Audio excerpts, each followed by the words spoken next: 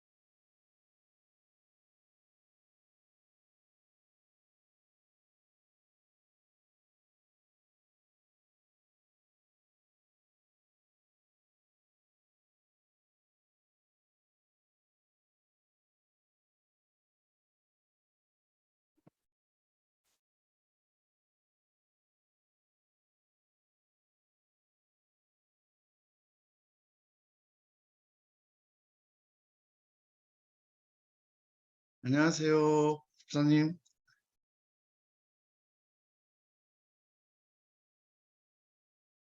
안녕하세요.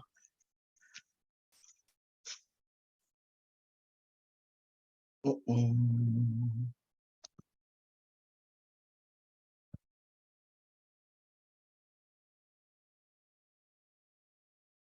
혹시 저기 마이크를 혹시 예. 아, 예, 네. 안녕하세요.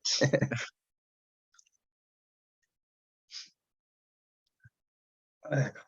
아, 조인해 주셔서 감사합니다.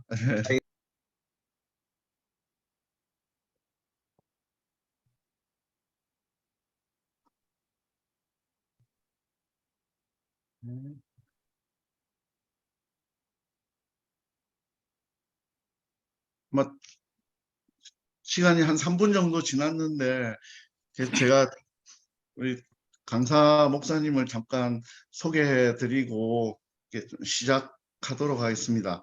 어, 오늘 저기 바울람 선교회 온라인 특강 시리즈에 참여해 주신 모든 분들 환영하고 감사드립니다. 오늘 저희에게 말씀해 주실 목사님은 커넥티컷 한인교회 담임 목사님으로 섬기시고 계시는 김익태 목사님께서 가장 아버지의 영적 권위 회복이라는 제목으로 저희들에게 말씀을 전해 주시겠습니다.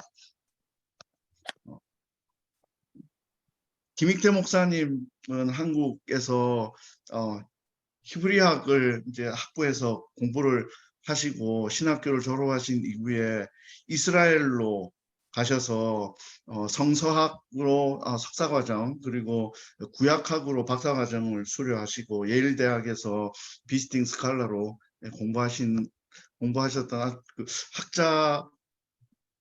학자이셨었던 것 같습니다. 우리 김성택 목사님께서 정말 침이 마르도록 칭찬을 해주셨던 그런 목사님이십니다. 그리고 지금 현재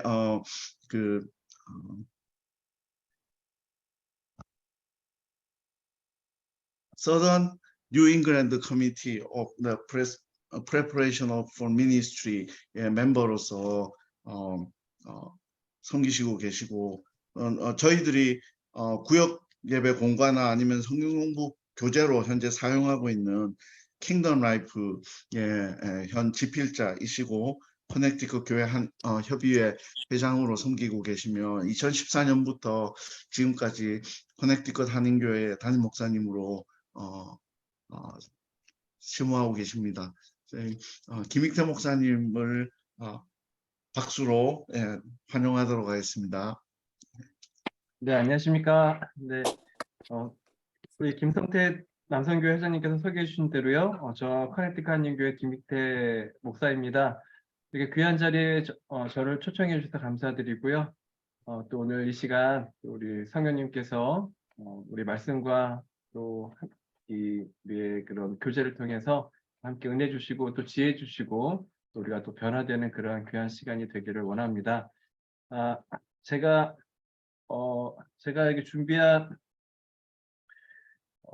그 PPT가 있는데요. 다 보이시죠? 잘 보이시나요? 바로 보시죠. 네. 네. 네. 그럼 우리 이 시간 먼저 제가 기도하고요. 기도하고 오늘 저의 함께 나눠주신 그 특강 나누도록 하겠습니다. 사랑의 하나님, 주님 감사합니다. 오늘 이렇게 좋은 날, 또 주님 사랑하시는 클리블랜드 한인중앙 장로교회 남성교회 분들과 이렇게 하나님의 귀한 말씀을 또 나누게 하여 주심에 감사합니다. 주님, 우리 가장이 되시는 우리 남편이 되시고 또 아버지가 되시는 우리 성도님들의 또 영적인 회복에 대해서 함께 나누고자 합니다. 너무 큰 주제이고 또 중요한 주제입니다. 지혜를 주셔서 오늘 나누는 말씀들 잘 하나님 저희들이 주의 영적인 말씀을 잘 섭취할 수 있도록 인도하여 주옵시고 또 이해할 수 있도록 인도하여 주옵시고 저희에게 듣게 하시고 깨닫게 하신 그 말씀을 우리 삶 가운데 실천하여서 우리 가정이 회복되고 또 교회가 강건하여지고 이 사회를 변화시키는 또 귀한 우리 남성교회 회원들로 세워주시고 또 사용하여 주시옵소서. 모든 시간을 주님께 맡겼고 이 모든 말씀 예수님의 이름으로 기도드립니다. 아멘. 네, 먼저 그 주요 성경 봉독 말씀이 있습니다. 제가 이제 가장 아버지의 권위 회복이라는 주제를 이제 진행할 텐데요.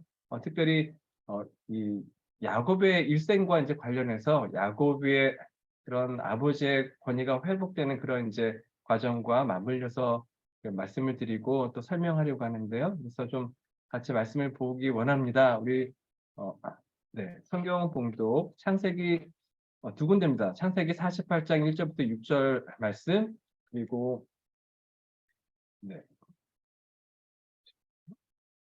그리고 히브리서 11장 21절 말씀인데요. 우리 괜찮으시면 회장님께서 좀 쭉 봉독해 주시겠습니까? 회장님이나 임원 중께서 이 창세기 말씀이랑 히브리서 말씀 좀 이렇게 봉독해 주시면 감사하겠습니다. 네. 이 일 후에 어떤 사람이 요셉에게 말하기를 내 아버지가 병들었다 하므로 그가 곧 두 아들 므낫세와 에브라임과 함께 이르니 어떤 사람이 야곱에게 말하되 내 아들 요셉이 내게 왔다 하매 이스라엘이 힘을 내어 침상에 앉아 요셉에게 이르되 이전에 가나안 땅 루스에서 전능하신 하나님이 내게 나타나사 복을 주시며 내게 이르시되 내가 너로 생육하고 번성하게 하여 내게서 많은 백성이 나게 하고 내가 이 땅을 내 후손에게 주어 영원한 소유가 되게 하리라 하셨느니라. 내가 애굽으로 와서 내게 이르기 전에 애굽에서 네가 낳은 두 아들 에브라임과 므낫세는 내 것이라. 루벤과 시므온처럼 내 것이 될 것이요 이들 후에 내 소생은 내 것이 될 것이며 그들의 유산은 그들의 형의 이름으로 함께 받으리라. 그리고 히브리서 11장 21절 말씀입니다. 믿음으로 야곱은 죽을 때에 요셉의 각 아들에게 축복하고 그 지팡이 머리에 의지하여 경배하였으며.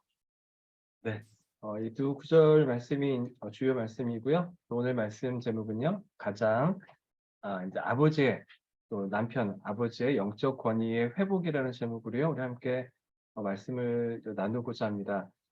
제가 2달 전쯤에 우리 김성태 우리 회장님께서 저에게 연락을 주셔서 오늘 강의를 부탁하셨을 때요, 제가 남성교회에서 원하시는 특정 주제가 있으신지 이렇게 여쭤보았습니다. 그때 우리 지사님께서 말씀해 주신 것이 이 남성분들에게 힘과 또 격려를 줄 수 있는 내용이면 좋겠다고 이제 말씀해 주셨습니다. 그래서 기도하며 고민하는 가운데 오늘 제목처럼 남편 그리고 아버지라는 이 가장의 그 위치에 계시는 우리 남성분들의 영적 권위 회복에 대해서 좀 나누면 좋겠다는 그런 이제 생각을 성령께서 이렇게 떠올리게 하셔서 이런 주제로 준비하고 이렇게 좀 오늘 다루려고 합니다. 우리 그 회장님께서 그 우리 회장님 임원들께서 이렇게 이제 이번 세미나를 위해서 이렇게 앞에 이제 보여주셨는데 포스터도 훌륭하게 만들어 주시고 또 지난 주에는요 아마 바울이죠, 지금 남성교회 이름이 바울 남성교회 회원분들께 드리는 그 이메일로 이제 공지를 전해 주셨는데 저도 읽어봤습니다. 그래서 회장님께서 오늘 특강에 큰 기대를 가질 수 있도록 글을 너무도 잘 감동적으로 써주셔서 너무 감사드렸고요. 동시에 정말 좀 잘 전해야겠다라는 부담감도 나름대로 받았습니다. 저에게 주어진 시간이 아마 1시간 10분 정도 되게 될 것 같고요. 그 이후에는 좀 이렇게 질문 받는 시간이 허락되면 또 갖겠는데요. 그래서 이 짧은 시간에 그러면 어떻게 아버지의 영적 권위 회복을 이룰 것인가? 아마 거의 모든 남성분들이 뭐 이렇게 수년에서 또는 수십 년 동안 고민하고 있는 이 부분이죠. 가정에서 영적 권위의 회복을 이렇게 해결한다는 것 자체가 사실 1시간 뭐 그 정도 시간으로 해결한다는 것 자체가 어쩌면 욕심처럼 보입니다. 하지만 이 시간을 우리에게 허락하여 주신 성령께서 우리를 또한 도와주실 줄 믿고요. 적어도 이 아버지의 영적 권위 그리고 이 가정의 회복의 시작을 위한 첫 단추가 채워지는 그런 귀한 계기가 되기를 간절히 바라는 바입니다. 그러면 이제 본격적으로 말씀을 좀 나누고자 하는데요. 그럼 어떻게 하면 가장으로서 남편과 아버지의 그 영적 권위를 회복할 수 있을 것인가? 제가 시간이 짧아서 바로 그냥 결론부터 일단 말씀을 드리고 그리고 이제 이렇게 말씀을 나누겠는데요. 결론부터 말씀을 드리면 가장이 인도하는 즉 남편 또는 아버지가 인도하는 가정 예배에 있다 이렇게 말씀을 드리고 싶습니다. 혹시라도 뭐 오늘 아버지의 영적 권위를 회복한대 이걸 들으면 회복이 된대 뭐 특별하고 비밀한 방법이 있나 이제 이렇게 기대하시는 분들이 계셨다면 이 가정 예배라는 너무 흔하고 이 평범한 대답에 좀 실망하실 수도 있을 것 같은데요. 그러나 여러분 이 가정 예배는요 성경 전체에서도 이 세대를 거쳐서 축복을 가정에 세우게 하는 거룩한 영적 능력으로 계속해서 성경이 강조하고 또 소개해주고 있고요. 또 다른 하나는 제가 저의 가정에서 지난 한 15년 동안 제가 이제 이스라엘에 한 10년 살았습니다. 그리고 미국에 지금 12년째 살아가고 있는데요. 이스라엘과 미국에서 저희 가족들과 함께 가정 예배를 드리면서 삶 가운데 부어주시는 그 은혜를 체험을 하고 있기에 그래서 제 마음속에 이 주시는 은혜를 나뿐만 아니라 우리 교회 성도님들 그리고 우리 여러분들 가정에서도 꼭 시작해 보시고 정말 체험해 보시고 축복을 누려 보시라 정말 그 간절히 원하는 마음 부탁드리는 그런 저의 또 신앙적인 고백이 또 담겨져 있기도 합니다. 제가 이 시간 여러분들께 한 가지 좀 질문을 해 드려보려고 하는데요. 시작하기 전에 혹시 우리 현재 가정에서 잠시만요. 이 전체를 볼게요. 네. 가정에서 여러분 혹시 그 일주일에 정기적으로 그러니까 일주일에 한 번 이상 가정에서 자녀들과 예배를 꾸준히 드리시고 계시는 분이 계신가요? 있으시면 한번 이렇게 손을 한 번 이상, 난 매주 한 번 이상 드리고 있다. 아니면 이전에 한 번이라도 가족들과 함께 가정 예배를 드려봤다 한 번이라도 손을 네. 네네. 예, 여러분들 계시네요. 네. 아마 쑥스러워하셔서 그러시는지 다 손을 안 드시는 것 같기도 합니다. 네. 그래서 여러분 지금 어 그 가정에서 어떤 형태로든지요. 가정 예배를 드리시고 계신 분들은 우리 주님께서 가정 예배를 통해 부어 주실 은혜와 축복에 대한 그 소망과 기대를 멈추지 마시고요. 계속 진행하시기 바라고요. 또 이전에 가정 예배를 몇 번 드렸다가 여러 가지 이유로 멈추신 분들은 반드시 예배의 열매가 있음을 기억하시고요. 힘이 드시더라도 꼭 다시 시작하시기 바랍니다. 그리고 아직 한 번도 드려보지 못하신 분들, 여러분 괜찮습니다. 지금도 늦지 않았으니까요. 한번 이 기회에 한번 이렇게 시도해 보시는 것도 좋을 것 같습니다. 자녀가 아직 없거나 자녀가 너무 어려서 같이 하기가 힘이 드시면요.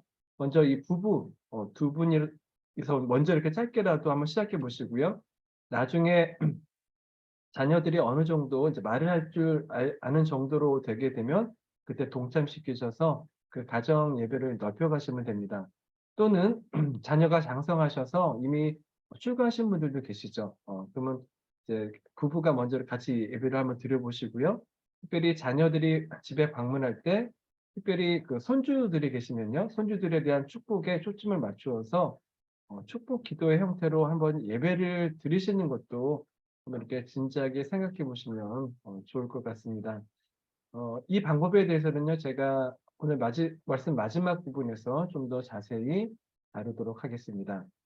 그래서 오늘 세미나 말씀은요, 두 개의 주요 파트로 이루어질 예정입니다. 먼저는 성경을 먼저 봐야 되겠죠. 성경 말씀이 어떻게 가정 예배를 이야기하고 있는지, 성경에 나오는 그 야곱의 인생을 통해서 그가 어떻게 가정 예배를 통해서 먼저는 한 남성으로 그리고 남편과 아버지로서 하나님께서 태초로부터 부여하신 그 영적 권위를 회복하고 한 가정뿐만 아니라 열국의 아버지로 세워지게 되었는지 그 영적인 비결을 한번 전반적으로 살펴보겠습니다.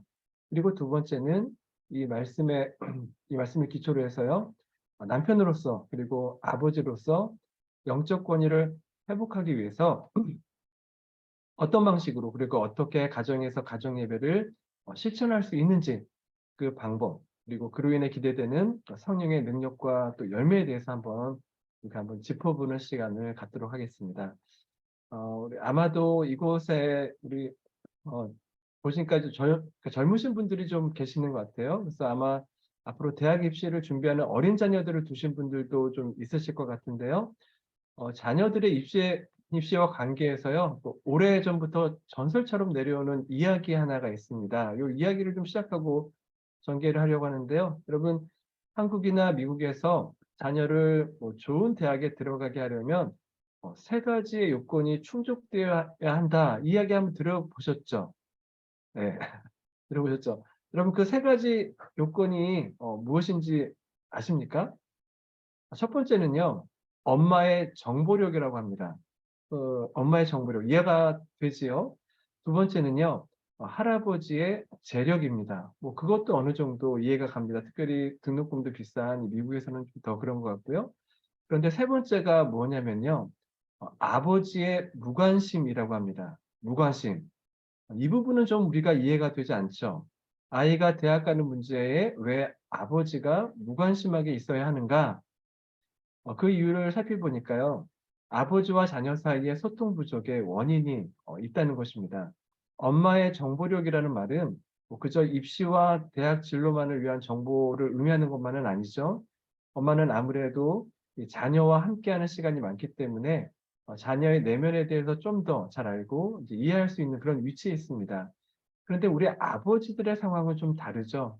물론 미국의 경우는 한국보다는 상황이 훨씬 나을 것이라 생각하지만 그래도 미국이든 한국이든 그 아버지들은 보통 직장이나 사회적인 일로 바쁘기 때문에 이 자녀들과 많은 시간을 보내지 못하고 따라서 자녀들의 생각이라든지 어떻게 살아가는지 그 깊은 속을 또 삶을 깊이 알지 못하는 경우가 많습니다. 2013년도에요. 발표된 이 청소년 백서에 따르면은 한국 초등학생의 10%가 아버지와 하루에 1분 미만으로 대화한다. 1분도 대화하지 않는 것으로 나타났습니다. 10%면 10명 중에 1명이죠. 중학생은 17%, 고등학생은 22%, 그리고 대학생은 32%가 아버지와 전혀 대화하지 않는다라고 그렇게 대답했다고 합니다. 이제 여러분 충격적이죠. 여러분들의 자녀는 어떠십니까? 그런데 여러분 더 충격적인 것은 모처럼 대화를 할 때는 어떤 시간이냐? 야단 맞는 시간이다. 그렇게 말했다고 합니다. 야단 맞는 시간만 이렇게 대화를 한다는 그런 슬픈 이야기죠. 이게 10년 전 통계인데요. 지금은 더욱 좀 더 심해지지 않았나 그런 생각이 듭니다. 우리 아버지들도 나름대로 열심히 돈을 벌어서 학원에도 보내고 서포트를 한다고 하는데 막상 이게 자녀 성적이 생각보다 좋지 않으면 이제 자연스럽게 격려보다는 여러 가지 참견하고 잔소리가 나오게 되죠. 자녀 생활에 대해서 잘 모르고 도움이 되지 않는 이야기를 하게 되기에 차라리 무관심한 것이 도와주는 것이라고 이제 한다니 참으로 슬픈 현실이 아닐 수 없습니다. 그런데 아이러니하게도요, 많은 사회학자들과 가정 전문가들이 현대 가정들이 무너지게 된 첫 번째 이유도 이 아버지의 부재를 꼽습니다. 아버지의 부재. 우리가 앞에서는 자녀가 대학을 잘 가려면 아버지가 무관심해야 한다고 말하거든요. 또 한편으로는 지금처럼 가정이 무너진 것도 아버지의 부재, 무관심이라고 한다는 것이죠. 그러니 우리 아버지들은 도대체 어떻게 하라는 것인가 좀 답답함이 생깁니다. 그런데 여기서 여러분 아버지의 부재란 말은 실제적으로 가정에 아버지가 계시지 않는다는 말이 아니죠. 아버지의 권위와 리더십이 그 가정에서 무너져 있다는 의미로 우리가 해석할 수 있습니다. 왜 아버지의 권위가 무너졌을까요? 여러 사회학적인 해석들이 있습니다. 가장 잘 알려지는 많이 말하는 것들이 가부장적이고 한국 아버지들이 가부장적이고 일방적으로 순종을 요구하는 권위주의적인 자세가 있다든지 자녀와의 소통이 부족하고 삶의 모범을 보이지 못하고 언행 불일치의 모순으로 자녀들을 실망하게 한다. 그런 이제 이야기들이 있는데요. 그러나 우리가 신앙적으로 볼 때요. 이런 일들이 일어나는 더 근본적인 이유가 있습니다. 그것은 하나님께서 아버지들에게 태초부터 자연스럽게 부여하신 그 영적인 권위를 제대로 사용하거나 세우지 못하고 있기 때문입니다. 사실 앞에서 본 여러 사회 해석적인 문제들은요. 영적인 권위가 올바르게 세워지면 자동적으로 해결되는 부수적인 문제를 할 수 있는 것이죠. 그래서 남편이자 아버지가 된 우리들에게는 세상적 이 권위가 아닌 하나님께서 부여하신 그 영적인 권위가 지금 내 안에 내 삶 가운데 올바르게 세워져 있는가, 우리가 그렇게 내 자신의 영적 상황에 대해서 늘 살펴보는 지혜가 필요하다는 것입니다. 그렇다면 여러분, 영적인 권위는 무엇인가? 그리고 어떻게 가정 예배를 통해서 우리 아버지들의 영적 권위가 세워지고 또 회복되고 세워질 수 있는가? 오늘 방금 전에 우리가 읽은 그 성경 본문 말씀 가운데 나온 표현을 빌어서 한마디로 표현한다면요.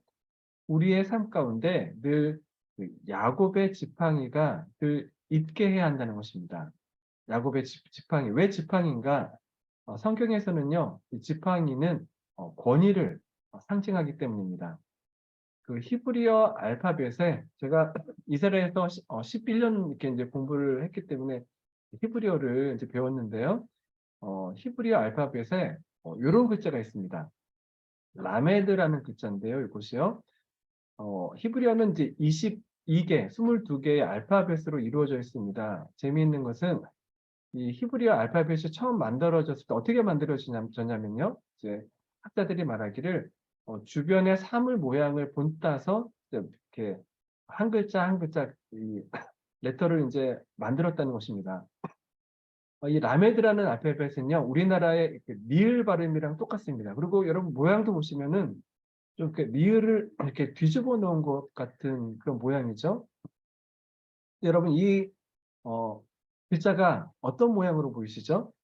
이 글자가 바로 지팡이이죠. 그래서 이 라메드라는 글자는요, 지팡이 이 지팡이 모양을 떠서 만들었는데요. 성경에서 지팡이는 주권을 의미한다고 말씀을 드렸죠. 주권을 상징하는 지팡이에 관련된 대표적인 말씀이 굉장히 많이 나오는데 시편 23편 1절부터 4절에 이렇게 말하죠. 여호와는 나의 목자시니 내게 부족함이 없으리로다. 내가 사망의 음침한 골짜기로 다닐지라도 해를 두려워하지 않을 것은 주께서 나와 함께 하심이라. 주의 지팡이와 막대기가 나를 안위하시나이다. 어떤 말씀입니까? 양이 목자를 믿고 따라가듯이 권위란 무엇인가? 믿고 따라가게 하는 힘을 말하죠. 또 백성을 다스리는 그 왕의 주권을 상징할 때도요. 종종 이 성경에서 왕의 홀이라고 하는데 왕의 지팡이를 또 이렇게 언급하고 있습니다. 지팡이가 내 삶에 있게 한다는 것은요. 이 하나님의 권위가 내 안에 있게 한다는 것입니다. 왜냐하면 여러분 영적 권위는요.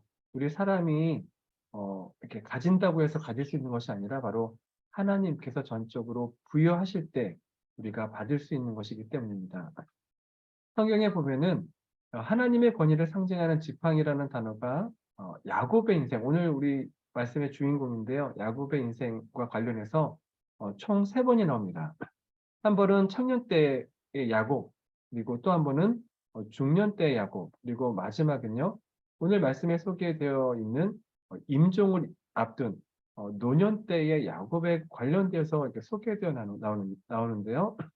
흥미로운 것은 각각의 시간대에 따라 이 세상적 권위를 붙잡고 있던 야곱이 점점 하나님께서 부여하신 그 영적인 권위를 회복하고 세워가는 모습을 발견할 수 있다는 것입니다. 그래서 이 야곱의 지팡이가 가장 첫 번째로 소개되고 있는 때는요, 바로 야곱이 청년 때였습니다. 여러분도 뭐 잘 아시다시피 야곱이라는 이름의 의미가 이제 발 뒤꿈치이지 않습니까? 그래서 발 뒤꿈치를 잡아 넘어뜨리다 이제 그러한 의미로 이 야콥이라는 단어의 의미가 있는데요.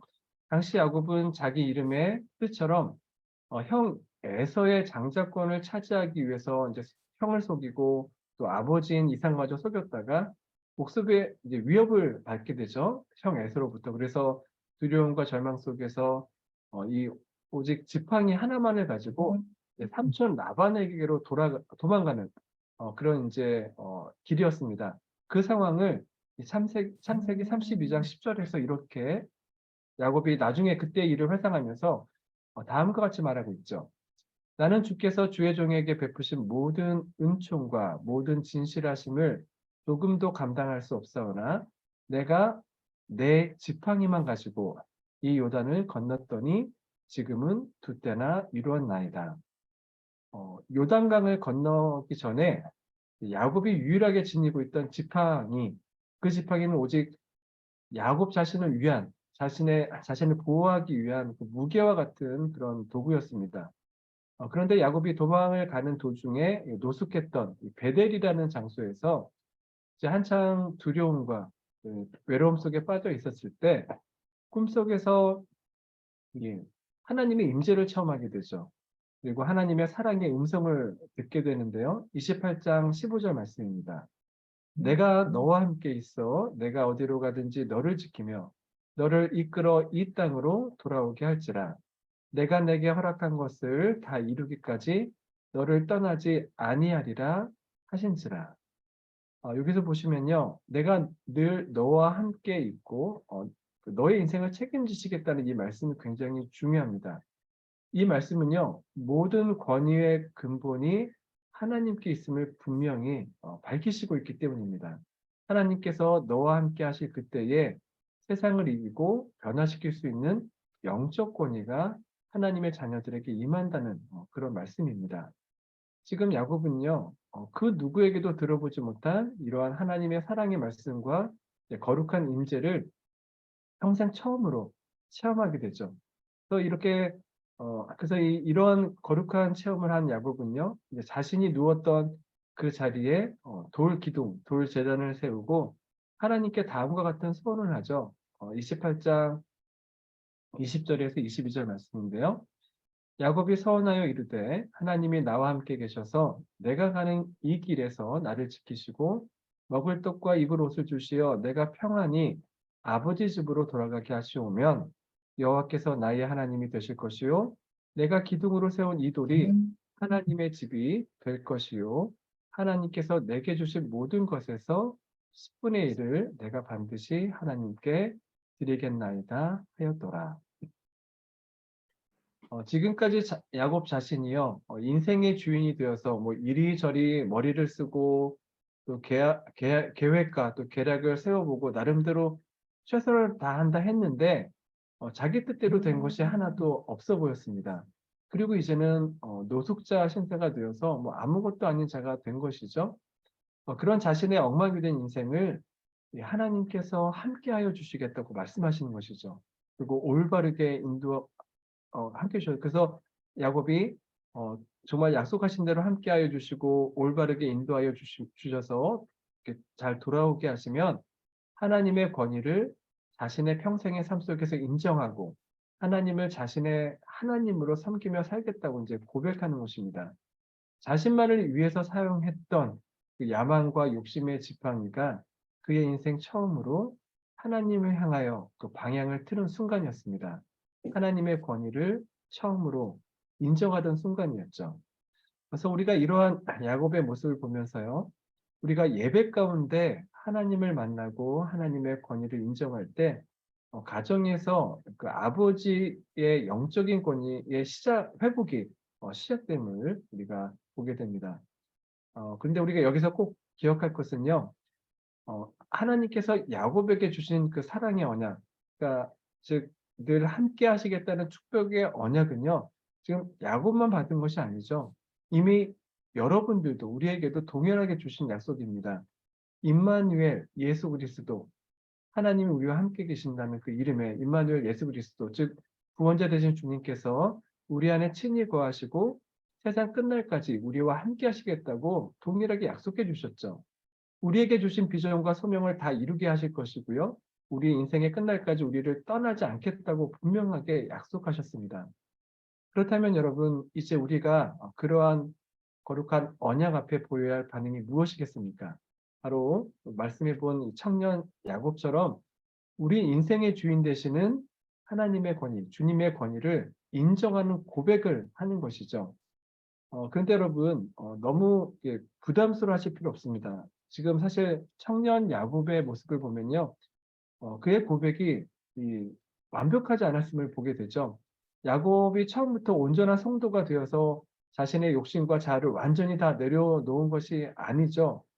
그리고 이 말씀을 보시면요, 지금 심지어 야곱은 조건을 달면서 하나님과 그 딜을 하려고 하죠. 만약 자신을 안전하게 고향으로 돌아오게 하시면, 만약 자신을 성공하게 하시면 하나님을 위해서 이런저런 일들을 하겠습니다. 지금 그렇게 기도하고 있지 않습니까? 성경적으로 볼 때요, 이것은 결코 올바른 신앙의 모습이 아닙니다. 그런데 중요한 것은 긍휼하신 하나님께서는요, 그러한 야곱의 부족한 모습도 그대로 사랑하여 주시고 그런 조건이 있는 기도마저도 긍휼하신 그대로 받아주셨다는 것이죠. 비록 온전하지 않은 마음이라도 노력하고 하나님께 더 가까이 가려는 그 시도 자체를 하나님께서는 기뻐 받으신다는 것입니다. 하나님께서 긍휼히 여기신다는 것입니다. 그래서요, 여러분, 우리 역시 우리가 부족하고 연약하지만 어떻게 내가 기도하고 하나님께 가까이 갈까, 주님과 가까이 갈까, 그렇게 우리가 걱정도 되지만요. 먼저 입술을 열어서 하나님의 권위를 인정하는 그 고백의 연습을 하는 것이 필요합니다. 비록 내 마음에는 100% 진정성이 설사 담겨 있지 않는다는 생각이 들더라도 그럼에도 불구하고 내 마음을 붙잡아 하나님의 권위를 인정하려고 애를 쓰고 간절히 도움을 간구할 때요. 우리의 위로자 되시는 성령님께서 도와주시죠. 우리의 마음을 올바르게 붙잡아 주시고 우리의 기도를 도와주셔서 우리의 그 고백을 진정한 고백으로 또 진정한 마음으로 변하게 하실 것입니다. 야곱이 이러한 하나님의 임재 앞에서 하나님의 주권을 인정하겠다는 결심을 이제 하게 되자 그때부터 하나님의 큰 은혜가 임하게 됩니다. 어떤 은혜인가? 오늘 우리가 읽은 본문 말씀을 보면요. 이 노년이 된 야곱이 그 청년 때 루스 그 베델이라는 장소에서 처음으로 하나님을 만났던 것을 회상하는 장면이 나오는데요. 3절 말씀입니다. 요셉에게 이르되 이전에 가나안 땅 루스에서 전능하신 하나님이 내게 나타나사 복을 주시며 내게 이르시되 내가 너로 생육하고 번성하게 하여 내게서 많은 백성이 나게 하고 내가 이 땅을 내 후손에게 주어 영원한 소유가 되게 하리라 하셨느니라. 청년 야곱은요, 당시에 형편없었던 사기꾼과 같은 야곱이었지만 그가 하나님을 인정하고 잘 섬긴다면 야곱 자신뿐만 아니라 그로 인해서 그의 자손과 후손들이 복을 받게 될 것이라고 약속해 주셨고요. 지금 보이는 대로 그 요셉과 그 12아들들, 그 자손들에게 그대로 이제 이루어 주신 것을 볼 수 있죠. 이렇게 첫 번째 청년 야곱 때의 그 지팡이를 봤는데요. 야곱의 지팡이가 두 번째로 소개되고 있는 장면은요. 바로 이 중년이 된 야곱이 배 가족을 이끌고 형 에사오가 있는 고향으로 돌아올 때였습니다. 야곱은 청년 때 하나님을 만난 이후로요. 그 하나님을 이전보다 더욱 깊이 신뢰하고 의지하게 되었고 이로 인해서 하나님의 언약의 약속처럼 그의 삶이 축복을 받고 이제 부유하게 됩니다. 중년이 된 야곱은 분명 하나님과 더 가까워졌고요. 신앙인이 되었습니다. 그런데 아직까지도 이 가정에서 아버지로서의 온전한 영적 권위를 회복하지는 못했습니다. 왜냐하면 때때로 세상과 하나님 사이를 왔다 갔다 하면 이제 살아가는 모습들이 보였기 때문이죠. 고향으로 돌아오는 길에 그는 큰 두려움에 빠지게 됩니다. 자기가 속인 형 에서가 아직도 화가 나서 큰 400인의 무리를 이끌고 자신들에게 온다는 소식을 듣게 되죠. 그래서 고민에 빠집니다. 두려움에 빠집니다. 이 형이 화가 나서 자신과 가족들을 해하려고 하면 어떻게 하나. 그러면 그냥 당할 수밖에 없는데, 그래서 이런 근심에 빠져 있었죠. 여차하면 이 하나님께 향한 그 권위의 지팡이를 자신을 보호하기 위한 세상적 도구로 쓰려고 이렇게 갈등을 하고 있었습니다. 하나님의 플랜 A가 이루어지지 않으면 자신의 육체의 힘을 믿고 자기가 세운 플랜 B를 가동하려고 나름대로 열심히 머리를 굴리고 이제 계획을 세웁니다. 하나님께서 약속하여 주신 그 평안, 즉 형 에서와의 평화가 이루어지지 않아서 혹시라도 형이 나를 공격하게 되면, 싸움이 일어나게 되면 자신의 가족을 두 때로 나누어서 한때가 공격을 받으면 다른 한때는 도망을 가게 하는 계획을 세우죠. 자신은 남아 싸우든지 아니면 다른 가족과 도망치든지 기밀하게 행동하려고 했던 것입니다. 그런데 하나님께서는요, 그러한 야곱의 모습을 정확히 보시죠. 그리고 야곱이 여전히 붙잡고 있는 그 자아를 향한 그 주권을 포기하도록 하나님의 천사를 보내십니다. 창세기 32장에 보시면 천사로 하여금 야복 강가에서 야곱과 씨름을 하게 하시죠. 야곱은 밤이 새는 그 씨름 가운데 결국 천사와의 씨름에서 이기고 이제 안전과 평안에 대한 약속을 받게 되지만 여러분 아시다시피 씨름 중에 이제 허벅지 관절을 다쳐서 이제 그때부터 다리를 절뚝거리게 됩니다. 자신의 플랜 B, 즉 싸우든지 도망가기 위해서는 이렇게 빠르게 움직일 수 있어야 하는데 지금 상황은요. 지팡이를 의지하지 않으면 움직이지 못하는 어찌 보면 최악의 상황을 맞이하게 된 것이죠. 기도의 씨름과 같았던 야복강가의 씨름 사건은요. 야곱을 완전히 변화시키는 계기가 됩니다. 하나님과 세상 사이에서 주저하던 세상적이고 연약한 모습을 벗어버리고 온전히 하나님께 자신을 맡기게 되는 것이죠. 그래서 죽으면 죽으리이다. 이 신앙 차원으로 이제 들어가는 것입니다. 이것은요, 사실 하나님께서 야곱을 위해서 친히 그런 상황을 만드신 것이죠. 이로 인해 야곱은 그때까지 조금이나마 붙잡고 있던 그 인생의 주권에 대한 미련을 철저히 하나님께 넘겨드리게 됩니다. 그러자 하나님께서는요, 그때부터 그에게 온전한 영적인 고지를 세워주시죠. 속이는 자 야곱에서 싸워 이기는 자라는 이스라엘이라는 이름을 붙여주시고요. 작게는 한 가정의 영적 아버지로서, 그리고 크게는 장차 이룰 큰 이스라엘 민족의 믿음의 조상이 되게 하시는 것이죠.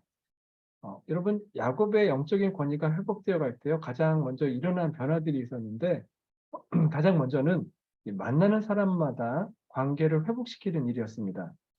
하나님과의 관계가 온전하게 회복이 되니까 먼저 가족 안에서 그리고 사람들 사이에서 관계가 회복이 되어 갑니다. 그래서 그렇게도 만나기를 두려워했던 형 에서를 보았을 때도요, 겸손히 형에게 나아가서 간절히 용서를 빌었고요, 형과의 관계를 회복합니다. 또 가는 곳마다 사람들과의 성실한 관계를 맺어갑니다. 이것이 바로 영적인 권위가 가지고 있는 진정한 힘이기도 합니다. 사회에서 세상적으로 많은 인정을 받은 우리 아버지들이 가정에만 오면은 은따, 즉 은근히 따돌림을 받고 외면을 받는 이유가 무엇입니까? 가정에서 존중받는 아버지는 어떤 아버지인가? 사회적 위치나 직함 등의 세상적 권위를 이 가족들에게도 부리려는 사람이 아니라 자신을 통해서 하나님의 이미지를 보여주는 사람입니다. 경제적으로 그리고 뭐 지식적으로 좀 부족해도요, 자신 내면에 임재해 계신 하나님의 이미지를 나타낼 때 자녀와 배우자가 그 권위에 순복하고요, 따르는 그러한 은혜가 역사가 일어나는 것이죠.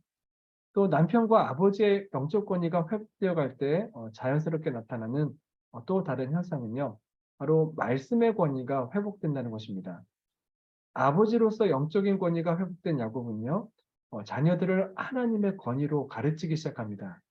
이제 이 야곱이 가족들이 이제 가나안 땅으로 돌아온 후에요, 이제 세겜에 머물렀습니다. 근데 야곱의 몇몇 아들들이 세겜에서 세겜 부족을 몰살시키는 크나큰 잘못을 저지릅니다. 물론 이제 세겜 족장의 그 아들이었던 하몰이 그들의 여동생인 디나를 겁탈하는 잘못을 저질렀지만 돌을 지나치는 그 잔인한 복수로 인해서 야곱 일가 전체가 위험에 빠지고 만 것이죠. 그때 야곱이 행한 것이 있습니다. 가족 전체를 데리고요, 자신이 처음 하나님을 만나서 하나님의 말씀을 들었고 자신의 인간적인 권위를 내려놓았던 베델로 가는 것이었습니다. 자신이 그곳에서 하나님을 만난 후 자신이 의지했던 물질의 우상, 지위에 대한 우상, 또 세상적인 우상들을 묻어버리고 하나님을 주인으로 섬긴 것처럼 자기의 가족과 자녀들 역시 그렇게 하나님을 진정한 신으로 섬기고 그분의 주권을 인정하기를 원했던 것이죠. 이러한 모습이 창세기 35장 2절부터 5절 말씀에 나오는데요. 제가 읽어볼게요. 야곱이 이에 자기 집안 사람과 자기와 함께한 모든 자에게 이르되 너희 중에 있는 이방 신상들을 버리고 자신을 정결하게 하고 너희들의 의복을 바꾸어 입으라. 우리가 일어나 베들로 올라가자. 내 환난 날에 내게 응답하시며 내가 가는 길에서 나와 함께 하신 하나님께 내가 거기서 제단을 쌓으려 하노라 하매 그들이 자기 손에 있는 모든 이방 신상들과 자기 귀에 있는 귀고리들을 야곱에게 주는지라.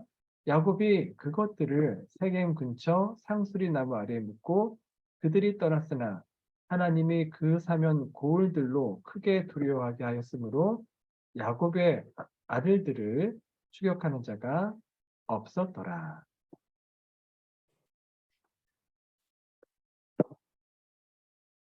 말씀해 보시면요. 야곱이 베델에 가서 무엇을 하였겠습니까? 온 가족이 제단을 쌓고 예배를 드리며 하나님의 말씀을 들려주는 것이죠. 하나님의 말씀으로 자녀들을 훈계하는 것입니다. 그리고 온 가족이 회개로 나아가게 합니다. 자녀들이 가지고 있던 모든 우상과 장신구들을 다 제거하고요. 오직 하나님만 바라보게 하는 것이죠. 이전에는 그렇게도 부모의 말을 안 듣고 하지 말라고 하는 것만 골라서 하는 이 청개구리와 같은 그의 아들들이 자기 아버지가 하나님을 만났던 장소인 베들에서 예배를 드리고 하나님의 말씀을 듣고 우상 숭배를 멈추게 되자 그동안에 있었던 가정의 불화, 이웃과의 불화, 그다음에 두려움들이 사라지기 시작합니다. 이 말씀 맨 끝에 보시면 그것처럼 하나님께서 그 사면 고울들로 이 야곱을 크게 두려워하는 마음을 주셨기 때문이죠. 그리고 이제 마지막으로 세 번째, 야곱의 지팡이가 이제 세 번째로 소개되고 있는 장면은요, 바로 노년이 된 야곱이요, 이 임종을 앞두고 이제 자손들을 축복하는 장면에서 나옵니다. 야곱이 임종의 순간을 맞이했을 때 다시 한번 지팡이가 등장하는데 그 말씀이 구약이 아니고 신약에 나오죠. 히브리서 11장 21절입니다. 믿음으로 야곱은 죽을 때에 요셉의 각 아들에게 축복하고 그 지팡이 머리에 의지하여 경배하였으며. 오늘 우리가 앞에서 읽은 그 말씀 창세기 48장 1절부터 6절을 보시면요. 요셉이 자신의 두 아들인 므낫세와 에브라임을 아버지 야곱에게로 데리고 와서 축복해달라고, 손을 얹어 축복해달라고 하는 장면이 나오죠. 요셉은 왜 자신의 두 아들을 아버지 야곱에게 데리고 왔는가? 요셉은요, 아버지 야곱의 축복이 자녀들에게 그대로 흘러 이루어지기를 원했기 때문이었습니다. 가정의 축복이 아버지의 기도의 권위에서 나온다는 것을 잘 알고 있었기 때문입니다. 그래서 오늘 말씀 보는 것처럼 야곱은 지팡이 머리에 의지하여, 즉 하나님이 주신 영적 권위에 의지하여서 기도하고 예배드리며 그 손주들이죠. 그 에브라임과 므낫세 그 자손들의 머리에 손을 얹고 그 인생을 위해서 축복 기도를 드리게 되죠. 여러분, 신앙적으로 건강한 가정은요, 영적 권위를 가진 아버지가 기도하는 가정입니다. 특별히 자녀를 위해 축복 기도를 하는 가정입니다. 하나님 앞에 겸손히 순종하여서 꿇어 엎드리는 모습을 보여주는 부모가 정말로 힘 있는 부모입니다. 부모가 먼저 하나님 앞에 바로 설 때요, 자녀 또한 영적으로 건강한 권위자가 될 수 있는 것이죠.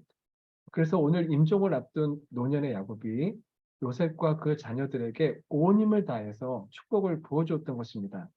이처럼 아버지의 영적인 권위가 회복이 될 때요, 아버지가 축복의 언어를 사용하게 되고 가정, 특별히 자손들에게 그 축복이 흘러 들어가게 합니다.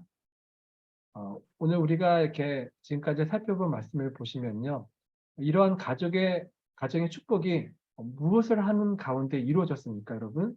바로 가정 예배를 드릴 때였습니다. 청년 야곱은요, 홀로 베델에서 예배 제단을 쌓았고 예배 가운데 하나님의 권능을 체험하게 되죠.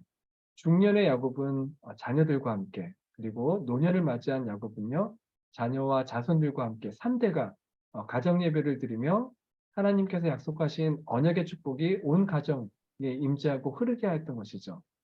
그리고 여러분, 이러한 감격의 역사는요, 오늘도 역사하고 있습니다.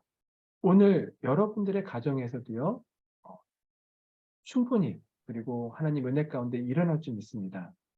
우리가 앞에서 중년이 된 야곱이 베델에서 자녀에게 하나님의 말씀을 가르치고 교훈함으로 이 가족의 신앙이 회복되고 평안을 찾는 모습을 이제 보았는데요.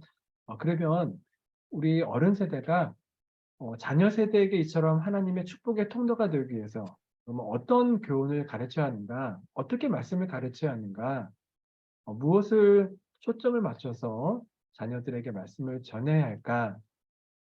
여러분, 성경에 보시면요, 특별히 부모된 자들이 자녀들에게 꼭 가르치라고, 이것은 무엇보다도 중요하니 가장 먼저 가르치라고, 생명과 같으니 이 말씀을 가르치라고 소개해 주는 부분이 있습니다.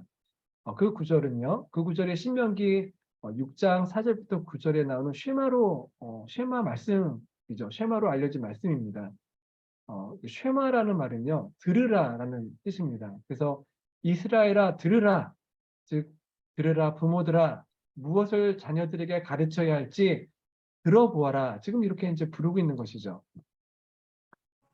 신명기 6장 6절부터 9절에 보시면은 이제 부모된 자들은 오늘 내가 내게 하나님이 부모들에게 명하는 이 말씀, 이 명령하시는 이 말씀을 마음에 새기고 그 자녀들에게 부지런히 가르치라고 이제 말씀하고 있죠.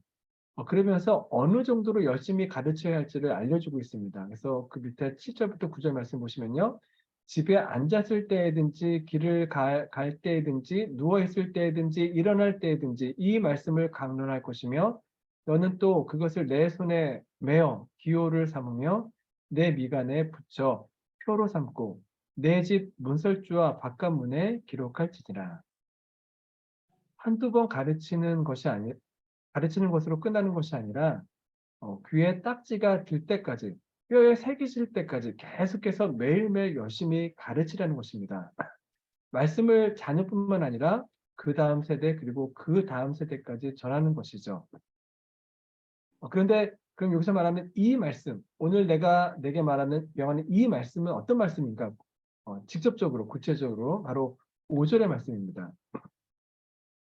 너는 마음을 다하고 뜻을 다하고 힘을 다하여 내 하나님 여호와를 사랑하라. 이 말씀은 여러분 굉장히 잘 알려진 말씀이죠. 예수님께서도 이 세상에서 가장 큰 계명으로 우리에게 가르쳐 주신 말씀이기도 합니다. 우리가 가정 예배를 드릴 때 부모가 하고 싶은 잔소리가 아니라 우리가 자녀들과 함께 있을 때 그런 이렇게 잔소리나 그런 책망이 아니라 우리 자녀가 마음을 다하고 뜻을 다하고 힘을 다하여 내 하나님 여호와를 사랑하는 삶을 살아갈 수 있도록 성경의 말씀이 우리 자녀들의 인생의 중심 말씀이 될 수 있도록 명심하여서 자녀들을 교훈하라는 것이죠. 왜냐하면 이 말씀 자체 안에 하나님의 권위가 담겨져 있기 때문입니다. 이 첫 문장에 나오는 마음을 다한다, 뜻을 다한다, 힘을 다한다는 뜻이 도대체 무슨 뜻인가? 마음을 다하고를 예를 들어 보시면요.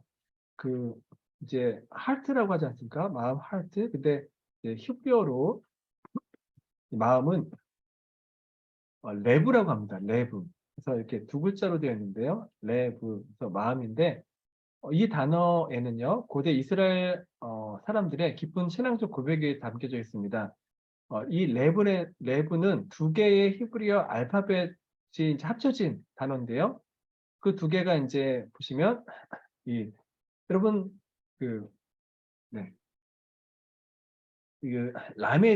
라메드라는 글자랑 베트라는 글자입니다. 여러분 근데 요 라메드 글자는 이미 아시죠, 여러분? 그 앞에서 배우셨기 때문에 첫 번째 글자는 알고 있습니다. 그래서 지팡이 모양을 따라 만들어진 글자로서 권위를 상징하는 이 라메드라는 알파벳 글자이죠.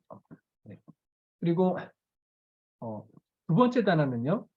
근데 여러분 참고로요. 히브리어는 영어나 한글과는 반대로 그 오른쪽에서 왼쪽으로 읽습니다. 그래서 첫 번째 단어가 이 라메드 단어이고요. 지팡이의 뜻. 그다음에 두 번째 단어가 이제 그 베트라는 단어인데요. 이 베트 여러분 아까 말씀드렸듯이 그 알파벳을 이제 주변 사물에 있는 물체를 보고 이렇게 그렸다고 했죠. 뭐같이 생겼죠, 여러분?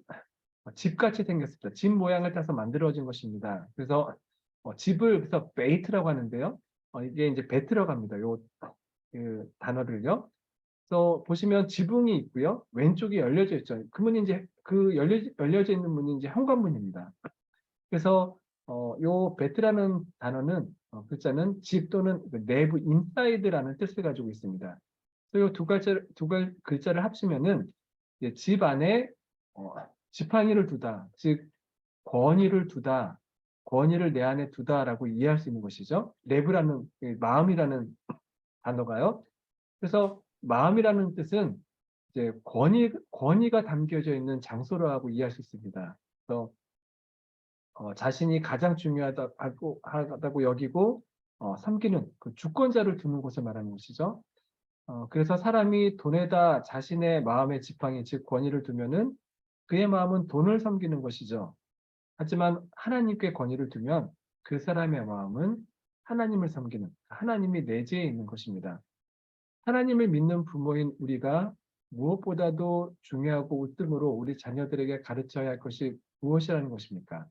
하나님을 자기 인생의 주인으로 인정하고 주권자로 섬기도록 계속해서 가르쳐야 한다는 것이죠. 이것이 중심이 되어야 한다는 것입니다. 수많은 성경의 말씀이 있는데 그 말씀의 사실 주제는 하나님을 내 인생의 주인으로 인정하고 섬기는 것이 바로 성경의 주제이죠. 그래서 이것을 다양한 말씀을 통해 가르쳐야 한다는 것입니다. 그리고 또 이제 우리가 앞에서 뭐 힘을 다하고 뜻을 다하고 힘을 다하고 도요. 이런 동일한 관점에 심오한 의미가 있는데 오늘은 좀 지금은 이제 시간 관계상 넘어가겠는데요. 그래서 요걸 기억하셔야 합니다. 내 마음은 주권을 담는 그런 그릇이다. 내 마음에 하나님이 담겨져 있다면 하나님의 주권이 내 안에 있다는 것이죠. 요새 우리 자녀들이 살아가고 있는 환경을 보시면요. 하나님을 자신들의 인생의 주인으로 인정하고 섬기기가 더욱더 힘들어 져가는 것 같습니다. 그렇게 된 가장 큰 이유 중에 하나가 우리 한국 부모 세대들의 이 자녀를 향한 높은 기대치 때문이 아닌가 합니다. 여러분 어떤 기대입니까? 하나님을 인생의 최고로 가치로 두고 인생의 주인으로 삼기를 바라는 기대입니까? 아니면 세상적으로 좋은 직장과 출세, 안락한 삶을 누리는 자녀로 키우고자 하는 욕망입니까? 사실 저도 1세대인데요. 1세대. 12년 전에 왔으니까요. 자녀 교육을 위해서 우리 희생한 1세대들의 기대치가 높은 것은 어찌 보면 좀 당연한 것 같습니다. 1세대 대부분이 자녀 교육이라는 일념하에 낯설은 미국 땅에서 이렇게 생활 전선에 뛰어들고 이민 오신 것이지 않습니까?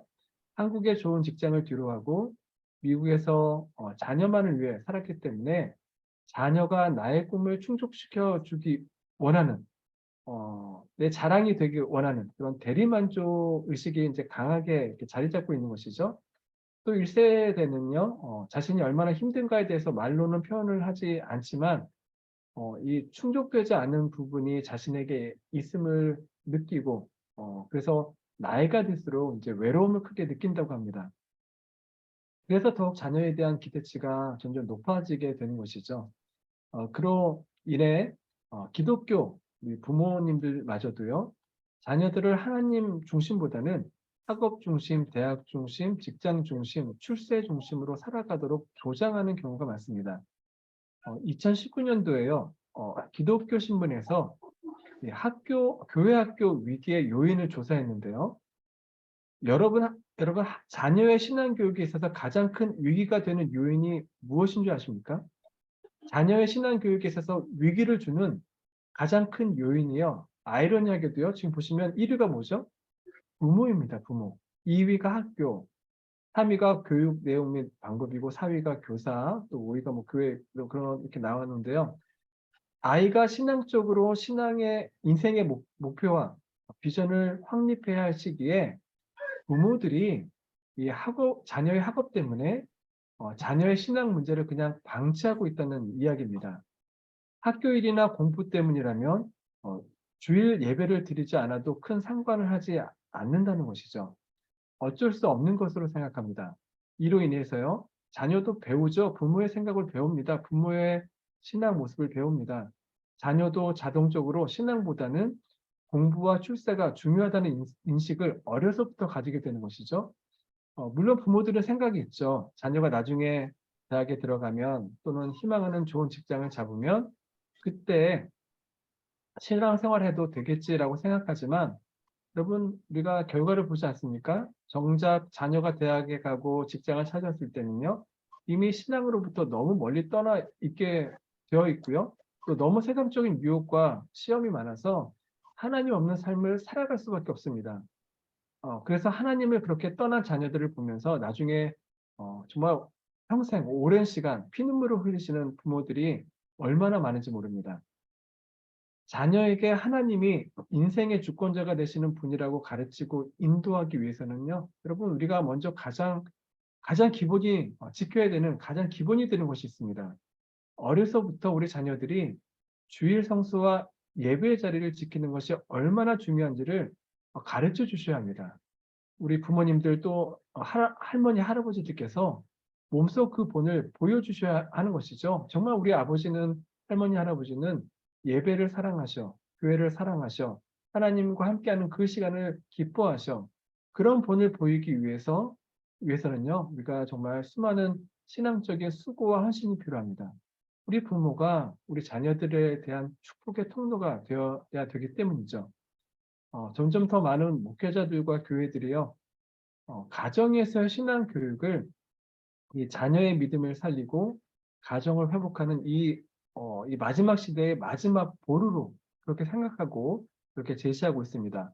아무리 교회에서 여러분 주일학교 교사들이 헌신과 수고를 하신다 하더라도요, 주중에 부모들을 통한 말씀과 기도가 거의 없는 삶을 살다가 주일에만 잠깐 말씀의 은혜에 발을 담그는 그런 일이 반복되어진다면요, 여러분, 죄와 끊임없이 싸우기 위한 그 전신갑주를 입기에는요, 너무나 부족합니다. 여러분, 세상을 이길 수 없습니다. 그냥 세상의 밥이 될 수밖에 없습니다. 우리가 이미 경험했듯이요, 또 이 코로나 발생으로 이제 거의 한 2년 동안 교회 가지 못하는 우리 어린이, 청소년들, 이 가정에서 예배를 드리고 성경 공부를 해야만 했는데요. 여러분, 뭐 전문가들이 앞으로도 얼마든지 이런 코로나와 같은 일들이 일어날 수 있다, 또 일어날 것이라고 이렇게 예견하고 있죠. 여러분, 그럴 때마다 가정에서 자녀의 신앙 교육에 그냥 이렇게 손을 놓고 있는다면 우리 자녀들이 어떻게 되겠습니까?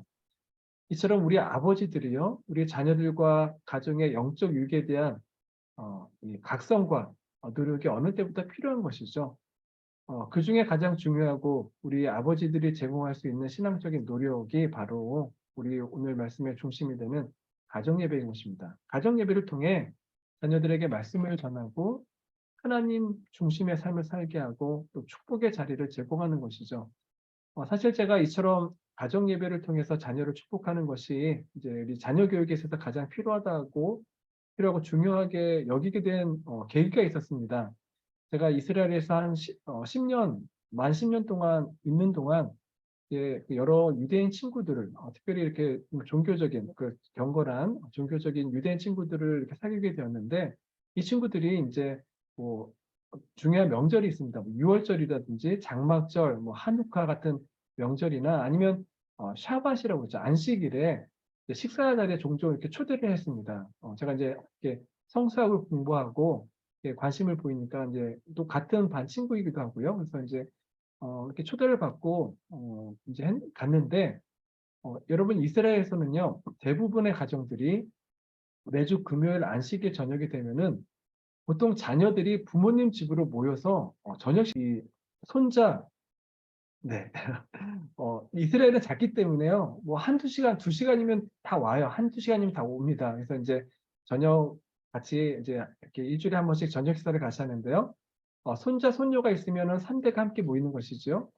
이런 저녁 식사 시간이 인상 깊었던 것은요, 가족 간의 식사 시간이 일종의 거룩한 예배와 같았기 때문입니다. 식사 전에 먼저 어머니가 이제 식탁 위에 있는 그 식탁 위에 촛대 2개가 항상 있어요. 그래서 어머니가 촛불을 켜고요, 이제 그 감사 기도를 올립니다. 그리고 나서 아버지가 그 샤밧 안식일 빵, 굉장히 큰 빵이 있어요. 그 빵과 음식 위에 축복 기도를 합니다. 그리고 그 안식일 주간에 해당하는 성경 말씀을 읽고요, 그 포션, 성경 그 포션을 읽고 잠시 말씀을 나누고 음식을 자녀들에게 돌립니다. 그렇게 식사를 진행하면서 자녀들과 함께 일주일 동안 있었던 일들에 대해서 여러 이야기를 나눕니다. 뭐 오고 가는 대화가 뭐 사회, 정치, 뭐 외교, 세계 정세, 그런 아주 자유롭습니다. 그 제한이 없고요. 그래서 이제 부모가 자녀들의 이야기를 잘 들어주고, 또 아버지들은 그 또 자신들의 뿌리가 어디에서 왔는지 그 말씀을 이제 읽어주면서 그런 유대 정체성에 대해서 다시 한번 생각하게 합니다.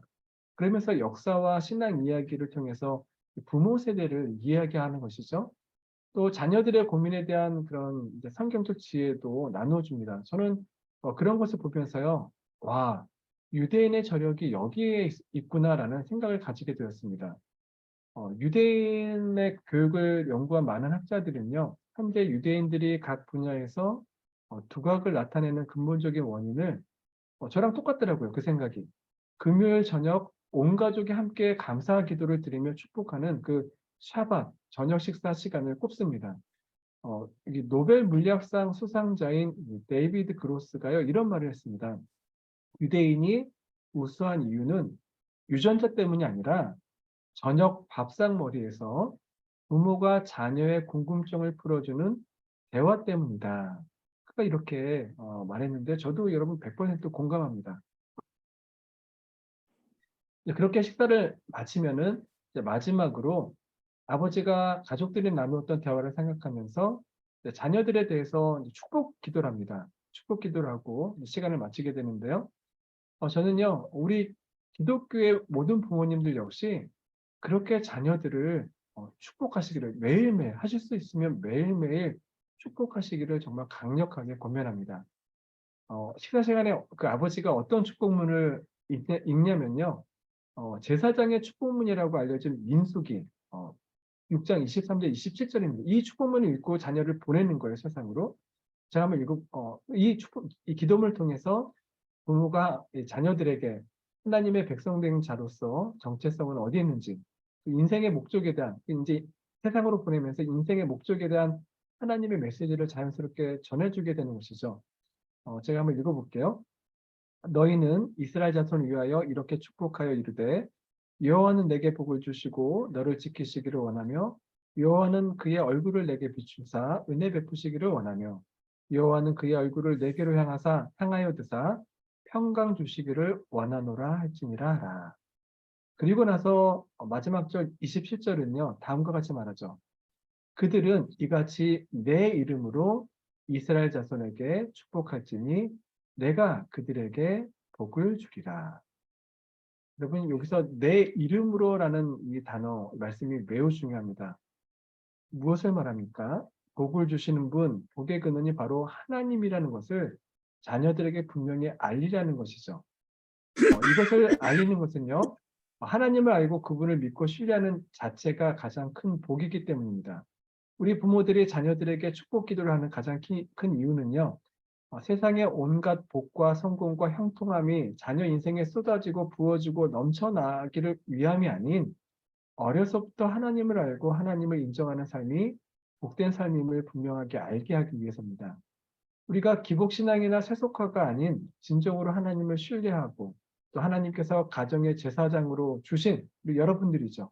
아버지의 영적 권위를 가지고 자녀들의 머리 위에 축복을 할 때 자녀들의 신앙이 세워집니다. 그 삶의 큰 기쁨과 믿음이 자라나게 되는 것이죠. 여러분 한번 잘 생각해 보시기 바랍니다.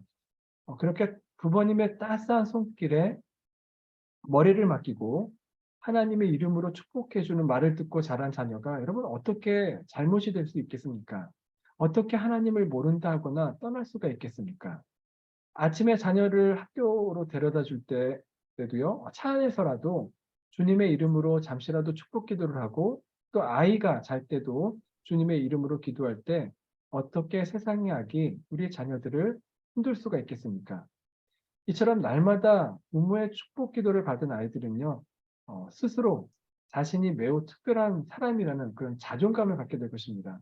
또한 축복해주는 부모님이 나에게 특별한 분임을 자녀가 평생 기억하게 될 것입니다. 이렇게 자녀에게 하나님의 사랑과 힘을 전달하는 그런 축복의 가정 예배야말로 아버지의 영적 권위가 올바로 세워지고 또 믿음의 가정을 만들어가는 가장 중요한 일이라는 것이죠.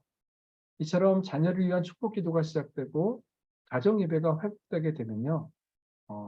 더 나가서 현재 우리 이민자들이 겪고 있는 가장 큰 문제, 부모와 자녀 사이, 우리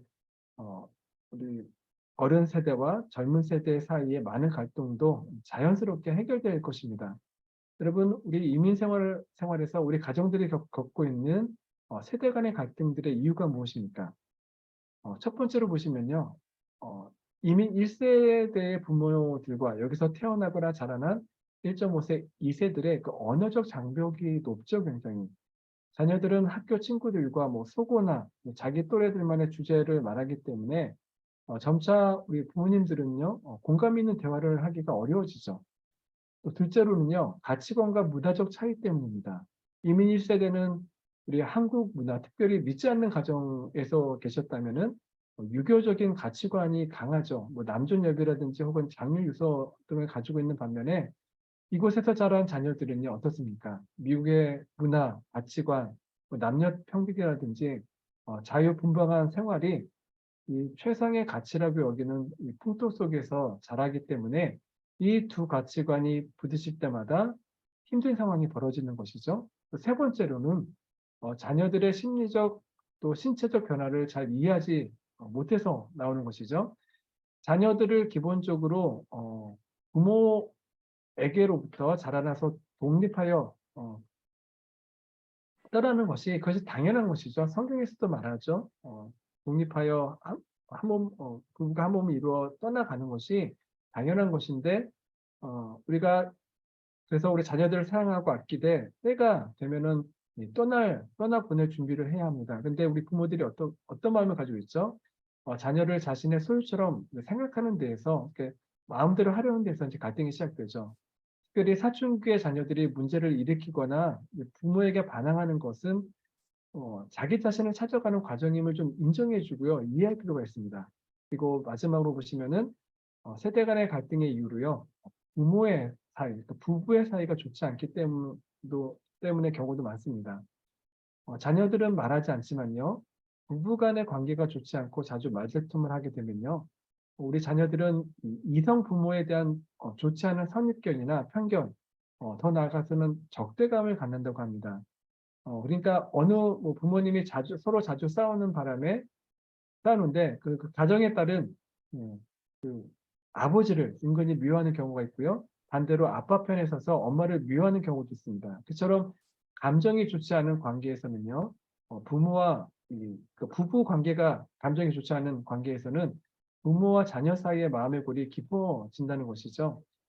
이런 갈등들을 대부분 해소해 줄 수 있는 것이 바로 온 가정이 함께 하나님을 주권자로 모시고 아버지가 자녀들을 위해 축복 기도해주고 말씀을 나누는 가정 예배라는 것이죠. 가정 예배를 드리는 가운데 자녀들의 생각을 듣고 서로 나누면서 서로 마음을 열게 되고요. 부모 또한 자녀들에게 배울 수도 있는 그런 열린 마음과 자세를 가지면서 서로의 상황을 공감할 수 있게 됩니다. 또 이제 부모가 성경의 말씀을 가르치면서 부모로서의 거룩한 권위를 회복할 수 있게 되고 자녀들도 말씀 가운데 성경적 가치관을 갖게 되는 것이죠. 마찬가지로 부모도 자녀의 생각을 존중해주고 어려운 일이 생길 때 격려해 줄 수 있고요. 또 어려운 일들도 함께 극복할 수 있게 되는 것이죠. 그리고 여러분 무엇보다도요. 가정 예배를 드리면은 부부 관계가 굉장히 좋아집니다.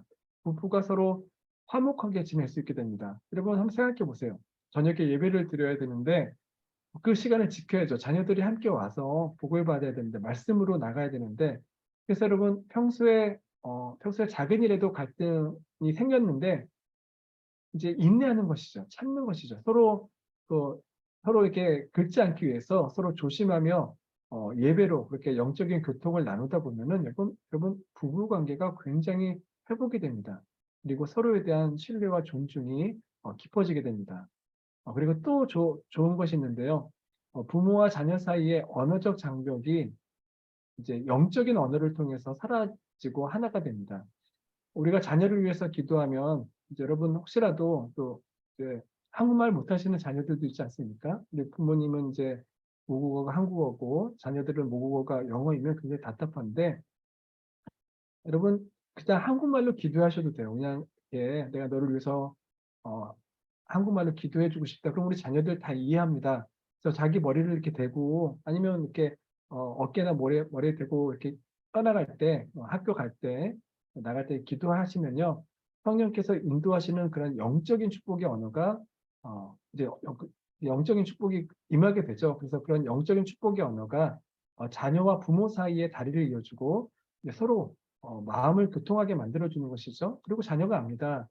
한국말을 이해 못해도 우리 아빠가 엄마가 나를 이렇게 사랑하는구나, 영적인 사람이구나를 이제 인정하게 되죠. 물론 요새는 이제 젊은 아이들도 한국말을 이제 많이 배워서 이렇게 많이 이제 배우기 시작했죠. 많이 배우고 있죠. 많이 알고 있습니다. 그래서 여러분 아이가 혹시라도 이제 예배를 드리게 될 때, 한국말로 예배를 드리게 될 때 이렇게 막 이제 성경도 읽어야 되는데 이렇게 좀 떠듬떠듬 그 정도의 실력만 돼도요. 성경을 한 구절이라도 이제 읽을 수 있게 하고 그래서 그것이 뭐 한 달, 1년, 2년, 3년 쌓이면요. 여러분 한글 실력도 굉장히 늘어납니다. 저희 가정이 이스라엘 있을 때 이제 그렇게 가정 예배를 드리면서 돌아가면서 한글을 읽었는데요. 어렸을 때부터 뭐 한글을 깨치자마자 이제 읽기 시작했는데 그러면서 한글도 이해가 늘어나고 그다음에 이제 아빠의 말에 대한 그런 이해도 더 높아지는 것을 봤는데요. 그래서 이런 가정 예배를 통해 언어의 장벽도요 이제 허물 수 있게 되는 것이죠. 지금까지 말씀드린 것은요, 제가 가정에서 지난 10수년간 가정 예배를 드리면서 체험했던 것들입니다. 실제로 일어났고, 그리고 현재도 진행되고 있습니다. 저희 가정은 이제 아내와 아들 둘이 있습니다. 큰아이는 24살이고요. 작년에 대학을 졸업해서 현재는 직장인이고요. 둘째는 18살, 고등학교 12학년입니다. 저희 가족들은요, 매주 월요일, 화요일, 목요일, 금요일 저녁 9시 반에 시간을 정해놓고요. 한 15분에서 20분 정도 이제 가정 예배를 드리고 있습니다. 가정 예배는 매일 드리는 저희 교회에서 이제 매일 이렇게 줌으로 이제 하이브리드로 새벽 기도를 드리는데요. 이제 요 형식입니다. 저희 교회 오늘 드린 거 오늘 새벽 기도에 보시면은 요 새벽 기도 자료를 저는 홈페이지에 올려놓는데요. 매일. 그래서 이제 요 형식에 따릅니다. 그래서 이제 그래서 성도님들이 언제든지 와서 이제 이렇게 새벽 기도의 홈페이지에 떠올려 있는 보고 이제 밤에 가정 예배를 드릴 수 있도록 도와드리는데요. 새벽 기도 때 부르는 찬송가를 부르고 이제 같은 성경 본문 말씀 그리고 매일 성경 그러니까 요게 이제 매일 성경이에요. 그래서 요거를 이제 올려놓습니다. 그래서 가정 예배 드릴 때 이렇게 두 칸인데요. 그래서 이제 엄마 아빠가 번갈아 가면서 읽을 수도 있고 아니면 자녀들이 한국말을 좀 하면은 짧은 거를 이제 이렇게 읽습니다. 읽게 하는 것이죠. 돌아가면서 이제 읽게 합니다. 그리고 여기에 여러 가지 질문들이 나오는데 이제 그 중에 하나를 선택해서 서로의 생각을 말하고 삶 속에서 어떻게 이제 적용할지 이야기합니다. 그래서 여러분 이것을 뭐 따로 미리 준비하거나 그럴 필요는 없어요. 그래서 우리 엄마 아빠가 한국말을 충분히 잘 아시면 읽으면서 이제 캐치되는 것, 이해되는 것만 좀 이렇게 성령께서 깨닫게 하시는 것을 나누는 것이죠. 그리고 우리 아이들도요, 다 이해하지 못해도 이해하는 부분만 이렇게 같이 이야기해도요, 그것이 예배가 됩니다. 그런 후에 그날 일상에 있었던 일들을 나누고 감사 제목이나 기도 제목을 나눈 뒤에 이제 뭐 저나 아내가 주로 이제 마무리 축복 기도를 하고 아니면 저 아이들을 장성하면 돌아가면서 저희 가족은 이제 돌아가면서 이렇게 기도를 하는데요. 그리고 가정 예배를 끝납니다. 또 15분, 길어야 20분이에요. 또 수요일에는 수요 집회가 있고 주일에는 주일 예배를 드리니까 사실 토요일 하루 빼고는 자녀들도 매일 예배를 드리고 있는 것이죠. 가정 예배를 드릴 때 규칙이 있는데요. 지키려고 굉장히 노력하고 있는 규칙이 있는데요. 예배 시간 동안에는 이렇게 우리 특별히 부모가 훈계, 잔소리를 하거나 화를 내지 않겠다라는 이제 그 규칙입니다. 그래서 서로의 이야기를 들어주고 가능한 한 잘했다고 칭찬과 격려를 하고 힘든 일에는 그러니까 아이들이 이런 일이 힘들다 그러면 이제 위로와 용기를 주는 것이죠.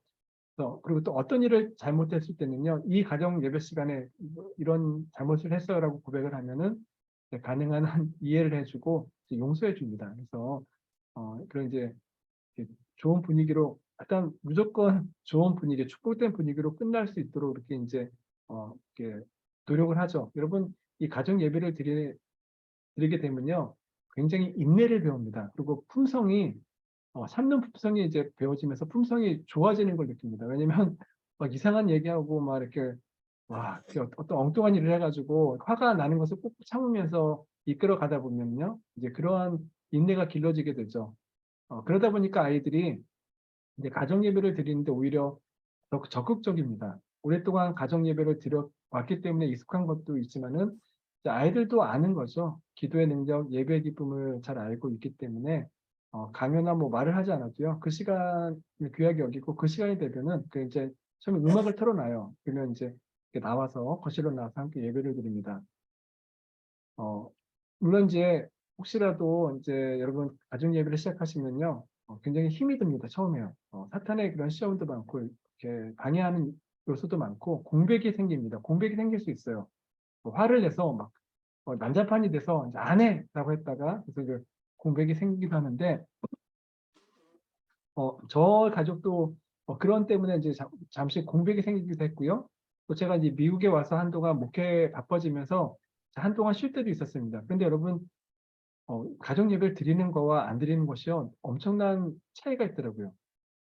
그래서 가정의 그런 예배가 이제 끊겼을 때 영적인 위기감이 아주 느껴지는 것이죠. 그리고 그래서 다시 이제 예배로 나아갔고요. 큰아이가 대학교 기숙사에 있을 때에도 함께 가정 예배를 드렸는데 어떻게 예배를 드리냐? 이 방법이 있습니다. 줌으로 온라인 예배를 이제 드리는 것이죠. 그래서 서로 이제 화면을 켜고 아이는 기숙사에서 저희는 거실에서 화면을 켜고 이제 대화를 나누면 이렇게 익숙해지면요 바로 앞에 있는 것처럼 느껴지죠. 그래서 그렇게 예배를 지켜나가게 됩니다. 네. 그래서 여러분 부모의 권위가 어떻게 회복이 되겠습니까?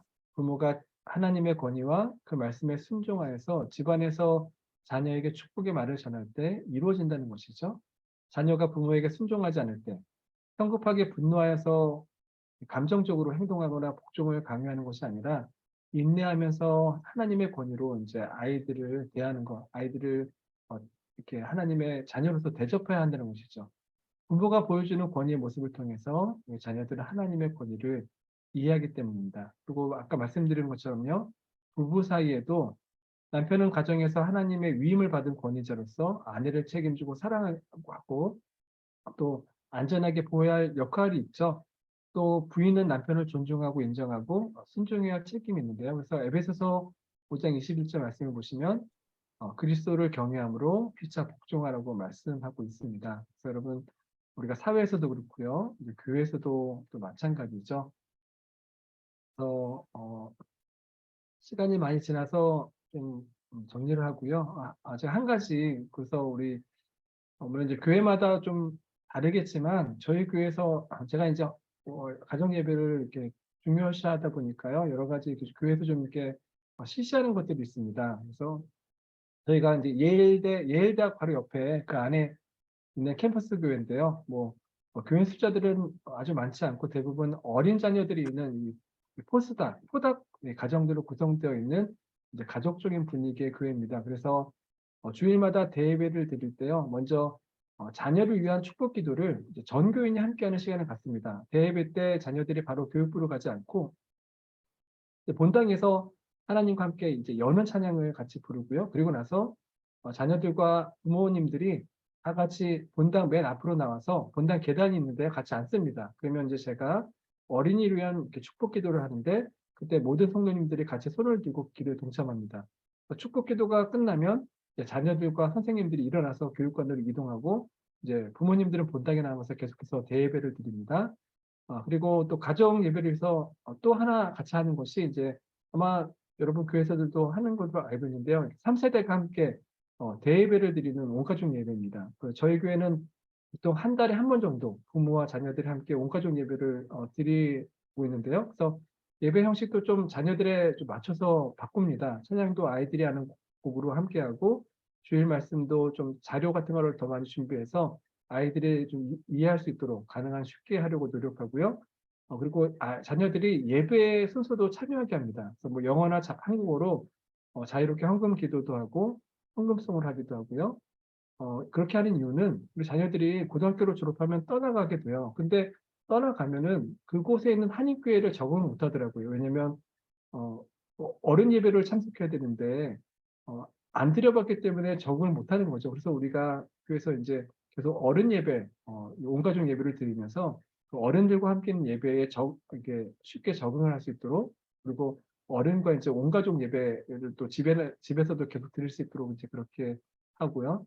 또 한 달에 한 번씩 이제 성경적 부모 학교 모임이라고 이제 이 아이들의 신앙 교육에 관심을 가지고 있는 분들 한 달에 한 번씩 모여서 가정 예배를 어떻게 진행하고 있는지 쭉 나눕니다. 그래서 뭐 일주일에 몇 번 했다든지 어떻게 했다든지 어떤 어려움이 있다든지 이렇게 나누고 차세대 신앙 교육을 위한 이제 고민들 또 각자의 자녀들의 기도 제목을 쭉 나눕니다. 그리고 여기서 멈추지 않고요. 우리 남성교회, 여성교회가 이제 격주로 따로 모여서 신앙인 따로따로 모입니다. 신앙 있는 아버지, 신앙 있는 어머니가 되기 위해서 이제 정해진 신앙 서적을 나누고 서로 격려하면서 기도하는 시간을 갖고 있는데요. 이 이제 모임들은 가정에서 아버지, 어머니들이 영적 권위자가 되어서 축복된 가정 예배를 계속해서 드릴 수 있게 하기 위함입니다. 아마 제가 뭐 여러분 상황 모르고 아마 더 좋은 프로그램들과 좋은 시간을 아마 갖고 있다고 저는 믿고 있고요. 생각하고 있는데요. 그래서 여러분 말씀을 좀 마치면은 시간이 굉장히 많이 지났네요. 저는 가정 예배를 통해서 우리 아버지들의 영적 권위가 회복될 때 자녀가 살아나고요. 가정이 살아나고 또 교회가 강건해지고 또 이 사회가 변화될 것을 믿습니다. 우리 자녀들과 주일학교 그리고 더 나아가서 교회가 살 길이 가정 예배에 있다고 저는 믿습니다. 왜냐면요. 바로 매일매일 전해지는 바로 부모님의 말씀과 축복 기도가 있기 때문이죠. 가정 예배가 각 가정에 정착될 때 부모와 자녀 세대 간의 소통과 이해가 이루어지고요. 또 부부 관계가 회복이 되고 또 점점 더 악해져 가는 이 시대에 선한 영향력을 나타내는 이 그리스도를 향기를 내는 아름다운 신앙인으로 양육될 수 있는 것이죠. 우리 클리블랜드 한인 중앙 장로교회, 특별히 우리 남성교회 여러분들 영적 아버지와 또 영적 권위자가 되셔서 하나님의 축복과 또 능력의 말씀이 우리 여러분들을 통해서 가정 예배 통해서 들려지기를 원합니다. 그리고 또 여러분들을 통해서 가정과 직장, 또 교회와 사회에서 하나님께서 부여하신 그 아름다운 영적 권위를 회복하시고 또 날마다 하나님의 축복을 흘려 보내시는 우리 선한 권위자 또 통로가 되시기를 주님의 이름으로 축원합니다. 네, 여기까지 말씀을 마쳤고요. 네, 어떻게 네, 우리 길게